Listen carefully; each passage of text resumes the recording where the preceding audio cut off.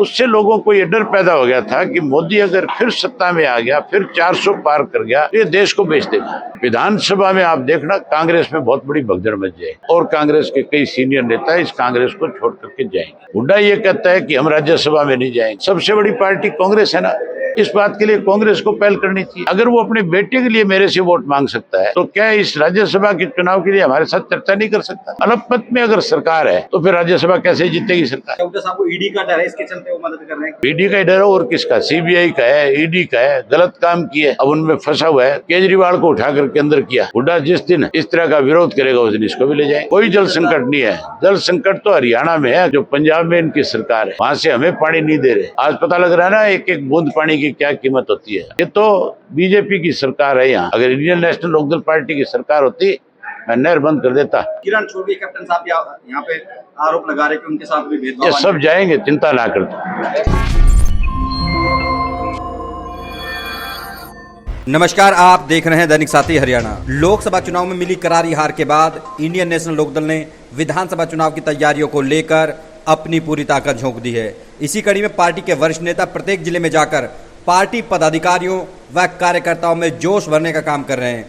वहीं यह भी समझा रहे हैं कि लोकसभा चुनाव के मुद्दे अलग होते हैं। विधानसभा चुनाव में गैर कांग्रेसी व गैर भाजपाई सरकार इनेलो के नेतृत्व में ही बनेगी। शनिवार को पार्टी प्रधान महासचिव चौधरी अभय सिंह चौटाला रेवाड़ी के जाट भवन पहुंचे और यहां पर पार्टी कार्यकर्ताओं को विधानसभा चुनाव की तैयारियों में जुटने का आह्वान किया। ऐलान कर दिया कि इनेलो की ओर से 23 जून के बाद एक कमेटी गठित की जाएगी जो भाजपा व कांग्रेस छोड़कर अन्य दलों के साथ गठबंधन पर चर्चा करेगी, वहीं उसको सिरे चढ़ाने का काम भी करेगी। इस गठबंधन में चौधरी अभय सिंह चौटाला परिवार को शामिल करेंगे या नहीं, इसके सवाल पर उन्होंने कहा कि जेजेपी बीजेपी की एजेंट है।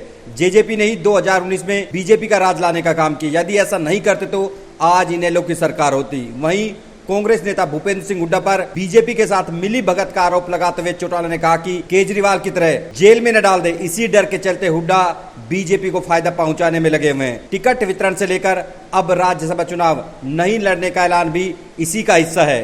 जब बेटे के लिए मुझसे वोट मांग सकते हैं तो अब क्यों नहीं। वहीं किरण चौधरी कांग्रेस छोड़ गई, कैप्टन भी नाराज है के सवाल पर कहा कि ये सब छोड़कर जाएंगे। दिल्ली में पेयजल संकट के सवाल पर कहा कि यदि इनेलो की सरकार होती तो हम नहर ही बंद कर देते, पंजाब अपने आप पानी छोड़ देता। रेवाड़ी में चौधरी अभय सिंह चौटाला के साथ पार्टी के प्रदेश अध्यक्ष रामपाल माजरा के अलावा रेवाड़ी के जिला प्रधान डॉक्टर राजपाल सहित पार्टी के तमाम पदाधिकारी भी मौजूद रहे।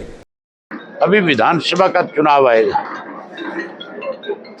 ये जो लोकसभा का चुनाव था, ये स्थानीय मुद्दों का चुनाव नहीं था, इसमें राष्ट्रीय मुद्दे थे सारे।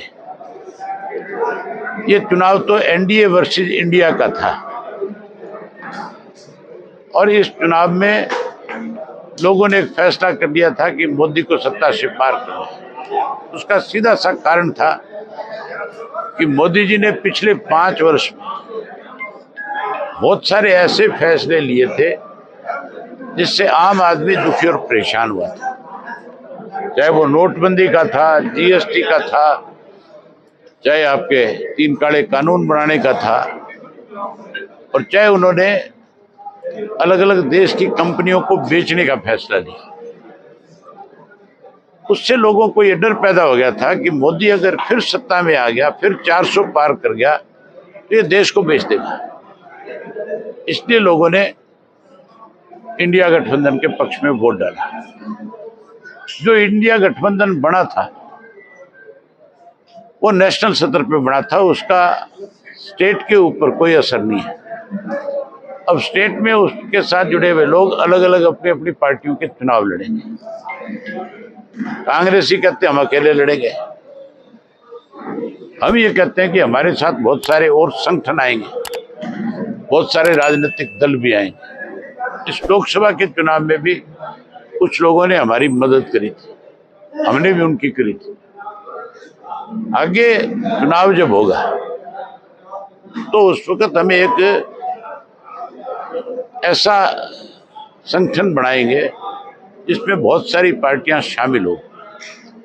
उसके लिए हमने अपनी पार्टी की तरफ से पार्टी के प्रदेशाध्यक्ष माजरा जी की और हमारे राष्ट्रीय प्रवक्ता उमेद लोहान उनकी और इनके साथ 3 मेंबरों 5 लोगों की ड्यूटी लगाई है कि आप 23 तारीख तक के कार्यक्रम हमारे हो जाएंगे, सारे जिलों की मीटिंगें कंप्लीट कर लेंगे। उसके बाद ये जाएंगे और जाकर के उन नेताओं के साथ बातचीत करेंगे। मुझे उम्मीद है कि हम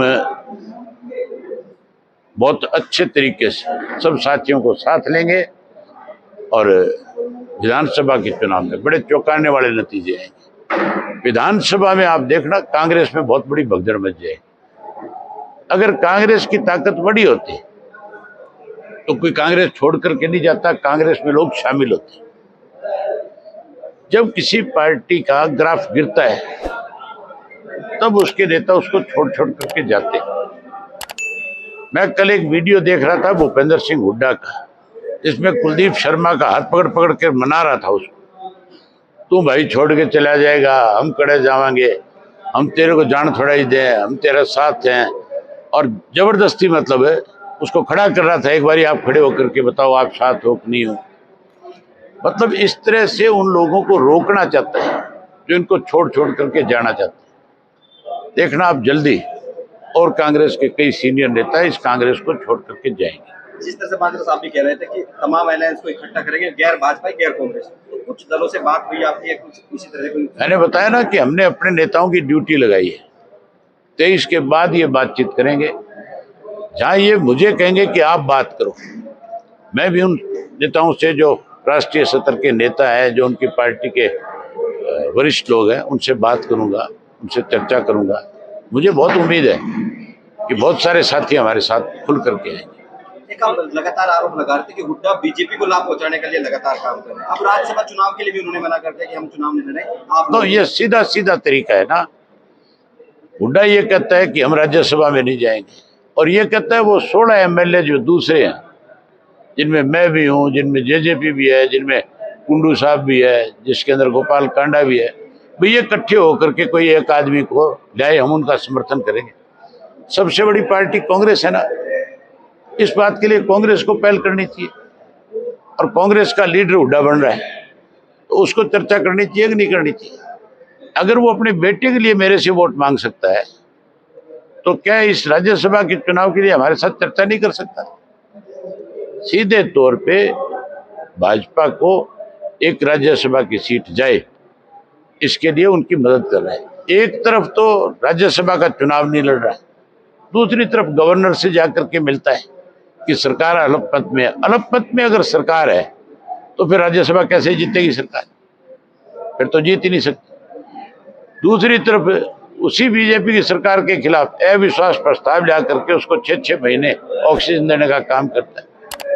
इससे बड़े उदाहरण और क्या होंगे कि किस तरह से मिलकर के भाजपा की मदद में लगा हुआ है। क्या हुड्डा साहब को ईडी का डर है, इसके चलते वो मदद कर रहे हैं? क्या लगता है आपको? आप वरिष्ठ नेता हैं। ईडी का डर है और किसका? सीबीआई का है, ईडी का है। गलत काम किए, अब उनमें फंसा हुआ है, कई मुकदमे चल रहे हैं। जिस तरह केजरीवाल को उठा करके अंदर किया, हुड्डा जिस दिन इस तरह का विरोध करेगा उस दिन इसको भी ले जाएंगे। दिल्ली में जल संकट है, दिल्ली में जल संकट बना हुआ है। दिल्ली में जल संकट बना हुआ है। कोई जल संकट नहीं है। जल संकट तो हरियाणा में है, खास करके तुम्हारे रिवाड़ी में है, महेंद्रगढ़ में है, भिवाड़ी में है।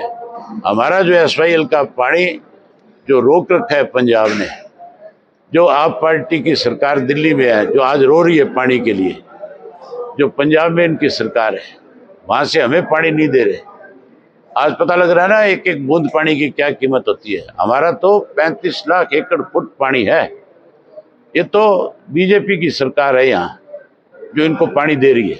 अगर इंडियन नेशनल लोकदल पार्टी की सरकार होती, मैं नहर बंद कर देता, और तब तक एक बूंद पानी दिल्ली को नहीं देते जब तक हमारा पानी हमारे हिस्से का नहीं, हमें ना मिल जाता। जो पानी आज दिल्ली को हमारे से जाना है, जो उसको उसके हिस्से में मिला है, हमें भी तो मिला हुआ है SYL का पानी, हमें क्यों नहीं दिया जा रहा? टिकट वितरण में आरोप लगे, आप हुड्डा पे आरोप लगे कि उन्होंने करनाल में, आपने भी कहा करनाल में उम्मीदवार उतार दिया। किरण छोड़वी कैप्टन साहब यहाँ पे आरोप लगा रहे कि उनके साथ भी भेदभाव। ये सब जाएंगे, चिंता ना कर, कोई नहीं बचता।